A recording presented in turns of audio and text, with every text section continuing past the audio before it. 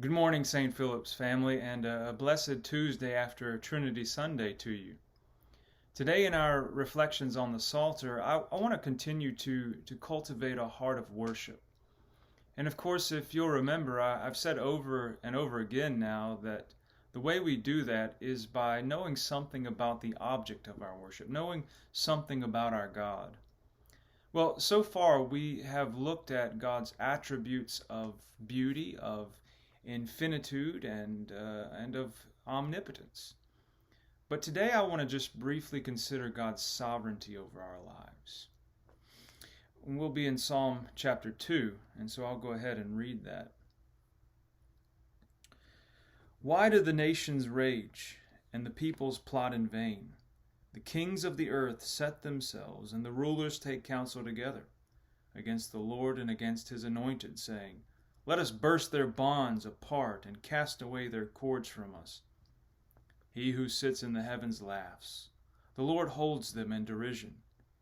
Then he will speak to them in his wrath, and terrify them in his fury, saying, As for me, I have set my king on Zion, my holy hill. I will tell of the decree. The Lord said to me, You are my son. Today I have begotten you. Ask of me, and I will make the nations your heritage, and the ends of the earth your possession. You shall break them with a rod of iron, and dash them in pieces like a potter's vessel. Now therefore, O kings, be wise, be warned, O rulers of the earth. Serve the Lord with fear, and rejoice with trembling. Kiss the Son, lest he be angry, and you perish in the way, for his wrath is quickly kindled. Blessed are all who take refuge in him. Well, here we have a picture of the rulers of this earth making their own plans, and specifically making plans to do evil against the Lord and his people. But it says he just laughs at them. He just laughs. Well, why does he laugh at them? Because they don't realize that he is the only true sovereign. They think that they're in control because they can bend the people of the city or the state or the nation or whatever to do their will. Maybe they even feel like they can do whatever they want, even to the point of causing the Lord's people to suffer. And it says he just laughs at them. You see, they think they're undoing God's will and undoing his plans of good for his people. From the very beginning, this has been exactly what the devil wants to do to us as well, isn't it? To disrupt God's plans in this world and his plans for his people.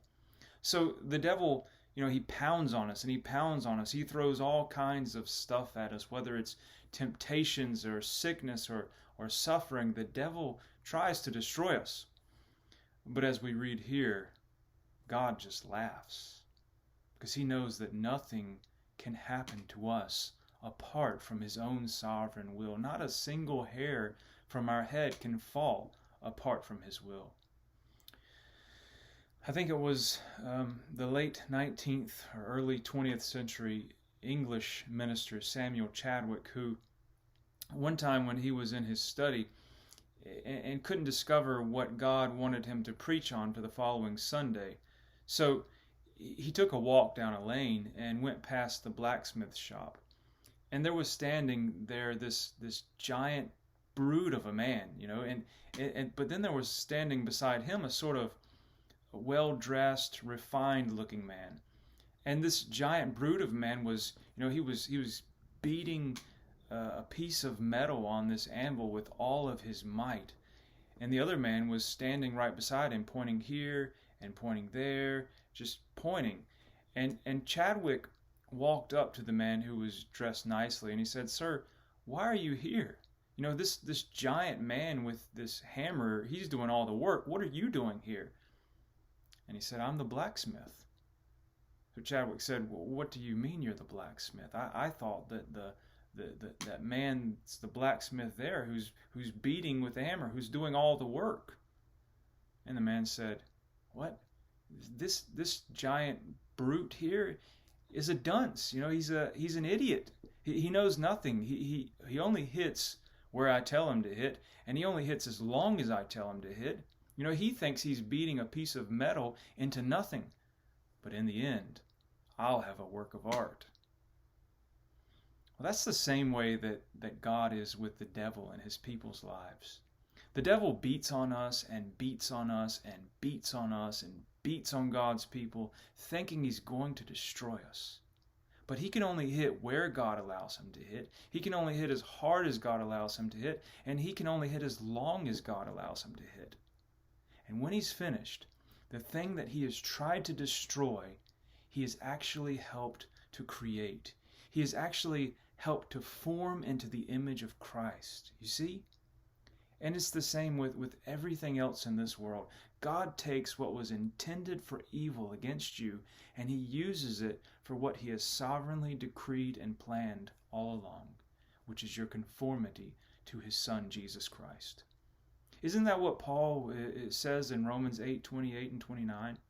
He says, "And we know that for those who love God, all things work together for good, for those who are called according to his purpose. For those whom he foreknew, he also predestined to be conformed to the image of his Son." You see, God doesn't just stand against his enemies. He laughs at them.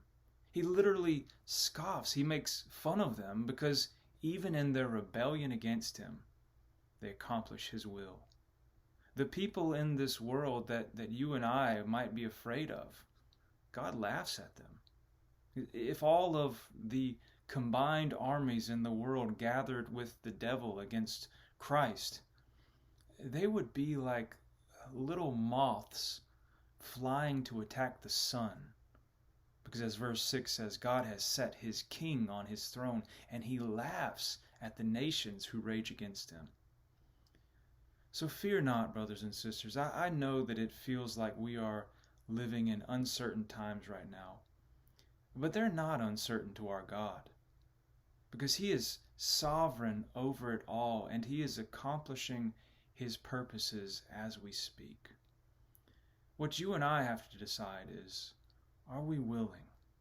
Are we willing to trust his sovereignty? Trust that he truly is in control of it all? That's what we have to decide. Well, God bless you today, and I do pray that you come to trust that your God is an immovable rock whom you can truly trust and depend upon.